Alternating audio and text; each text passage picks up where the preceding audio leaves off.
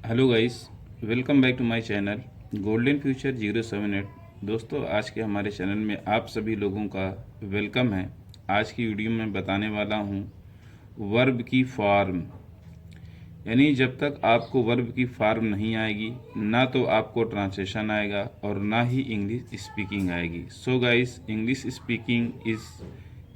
Speaking and English verb is very must. Without verb, you cannot do anything in English.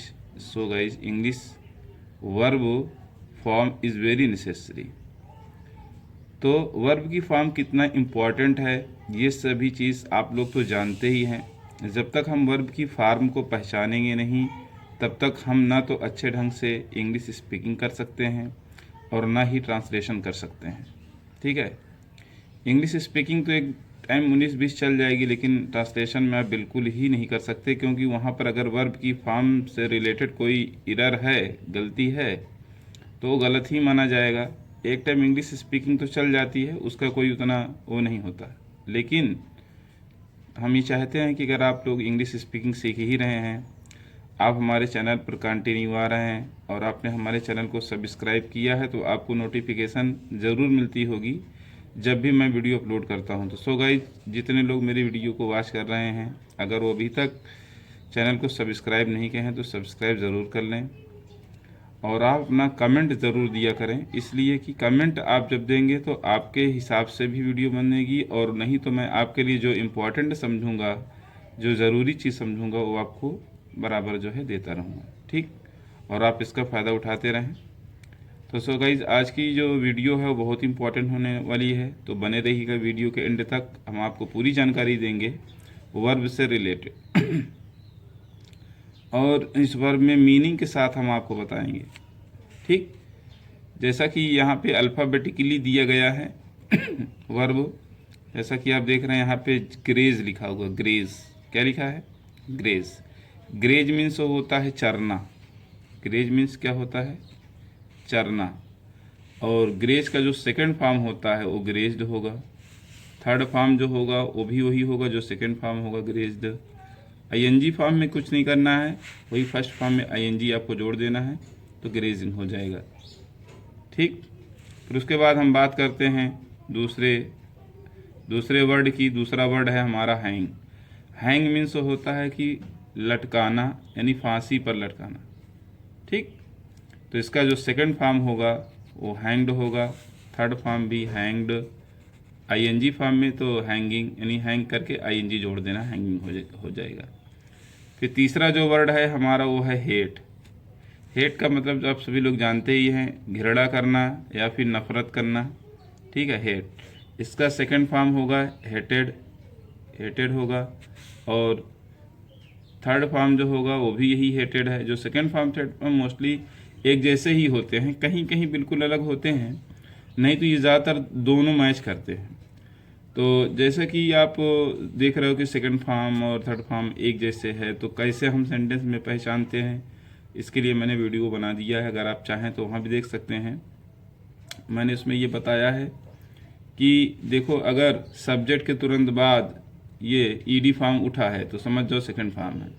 लेकिन subject के बाद अगर कोई helping verb आ गई है, कोई भी हेल्पिंग में से इज़ारे मौजूद कोई भी हेल्पिंग वर्ब आई है, और उसके बाद ये हेटेड लगा हुआ है, ईडी लगा हुआ है उसमें, तो वो थर्ड फॉर्म मानी जाती है। मतलब ये पहचानने का तरीका है। जैसे आप सोच रहे होंगे कि यहाँ सेकंड फॉर्म सेम है, थर्ड फॉर्म सेम है, तो सेंटेंस में हम कैसे पहचानेंगे? तो सबका रूल है, सबकी वीडियो मैंने बना भी दी है, आप चाहें तो वहाँ से देख भी सकते हैं। बहुत सारी इंपॉर्टेंट जानकारियाँ मैं देता हूँ। अगर जो समझदार लोग हैं, सेंसिबल लोग हैं, वो ज़रूर समझते होंगे इस बात को।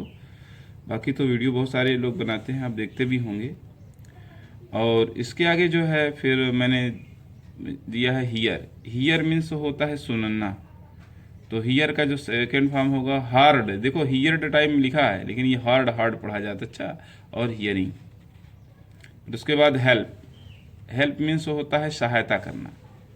तो हेल्प्ड, हेल्प्ड, हेल्पिंग, ये हो गया। ठीक, फिर उसके बाद है हायर। हायर मीन्स होता है किराए पर लेना। तो हायर हायर्ड और हायरिंग। फिर उसके बाद है हंट। हंट मीन्स होता है शिकार करना। हंट मीन्स होता है शिकार करना। तो इसका हो जाएगा हंटेड, हंटेड, हंटिंग। फिर उसके बाद है इंटेंड, इरादा करना, ठीक, तो इसका हो जाएगा इंटेंडेड, इंटेंडेड, इंटेंडिंग, ठीक, ये चीज़ हो गया, ठीक। अब फिर उसके बाद है इनवाइट। इनवाइट मीन्स होता है निमंत्रण देना। इनवाइट मीन्स होता है निमंत्रण देना, इनवाइटेड, और इनवाइटेड, उसके बाद आईएनजी फॉर्म में इनवाइटिंग। फिर उसके बाद है इंजोर। इंजोर मीन्स होता है हानि पहुंचाना, इसका हो जाएगा इंजोर्ड, इंजोर्ड, इंजोरिंग। फिर उसके बाद है इंक्वायर, पूछताछ करना, इंक्वायर्ड, इंक्वायर्ड, इंक्वायरिंग, ठीक। अब फिर उसके बाद है जंप। जंप मीन्स होता है कूदना, तो इसका जो सेकंड फॉर्म है वो है जंप्ड, थर्ड फॉर्म भी है जंप्ड, और आईएनजी फॉर्म है जंपिंग। तो कभी कभी हम सीरियल वाइज बढ़िया सिस्टम से जब पढ़ते हैं ना, तो उसको हम इस तरह पढ़ेंगे।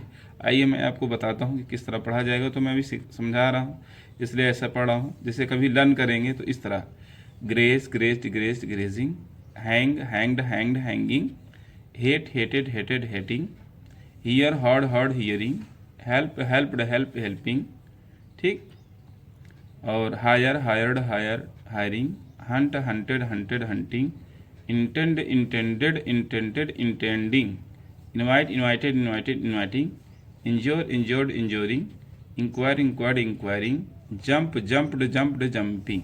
इस तरह से मतलब थोड़ा अच्छा रहेगा लर्न करने में। और उसके बाद हिंदी तो इसकी आनी ही चाहिए, क्योंकि अगर इसकी हिंदी नहीं आएगी तो फिर क्या होगा, फिर हम उसको समझ नहीं पाएंगे ना कि इसको लगाना कहाँ पे है। तो इसलिए इसकी हिंदी जानना मस्ट है, हिंदी बहुत ज़रूरी चीज़ है। तो इसलिए इसकी हिंदी एक बार तो देना ही भाई, देना ही पड़ेगा, सिखाना ही पड़ेगा। उसके बाद तो ऑटोमेटिकली याद हो जाती है सबकी, और याद होना भी चाहिए। तो जो लोग भाई न्यू हैं, नए सीख रहे हैं, उनके लिए तो बहुत ज़रूरी होता है। जो लोग इंग्लिश में माहिर हो चुके हैं, उनको जानकारियाँ हैं, तो उनको कोई बहुत दिक्कत नहीं होती, उनको ऑलरेडी वो लर्न ही रहता है, ठीक। तो जो लोग न्यू हैं, नए हैं, जैसे नए हमारे चैनल पर आए हैं, या फिर उनका नॉलेज ही अभी शुरुआत की है, इंग्लिश सीखने की शौक़ है उनको, तो उन लोग के लिए भाई हिंदी बहुत ज़रूरी है। क्योंकि बिना हिंदी के आगे वो कुछ समझ ही नहीं सकते, क्योंकि Hindi is our mother tongue, Hindi हमारी मातृभाषा है, ठीक है। We are fond of learn English speaking, but Hindi is our mother tongue, so everything in Hindi we could understand, ठीक है, वी कुड अंडरस्टैंड कम्प्लीटली, ठीक है। Without Hindi we can not understand anything, ठीक। बिना हिंदी के हम ज़्यादा समझ नहीं पाते हैं। तो इसलिए जो है कि हिंदी जो है ज़रूरी चीज़ है, और थोड़ा बहुत हिंदी हो। फिर उसके बाद चाहे आप इंग्लिश टू इंग्लिश ही बोलें, कोई दिक्कत नहीं है, लेकिन उसकी हिंदी जानना बहुत ज़रूरी है। उसके बाद बात करते हैं ज्वाइन की। ज्वाइन माने होता है शामिल होना, ठीक है, ज्वाइंड, ज्वाइंड, ज्वाइनिंग। उसके बाद कीप है, कीप मीन्स होता है रखना, केप्ट, केप्ट, कीपिंग। किक है, किक मीन्स होता है लात मारना, यानी कि पैर मारना, तो किक्ड, किक्ड, किकिंग। फिर उसके बाद है किल, किल मीन्स होता है मारना, तो इसका सेकंड फॉर्म होता है किल्ड, थर्ड फॉर्म भी किल्ड, उसके बाद किलिंग।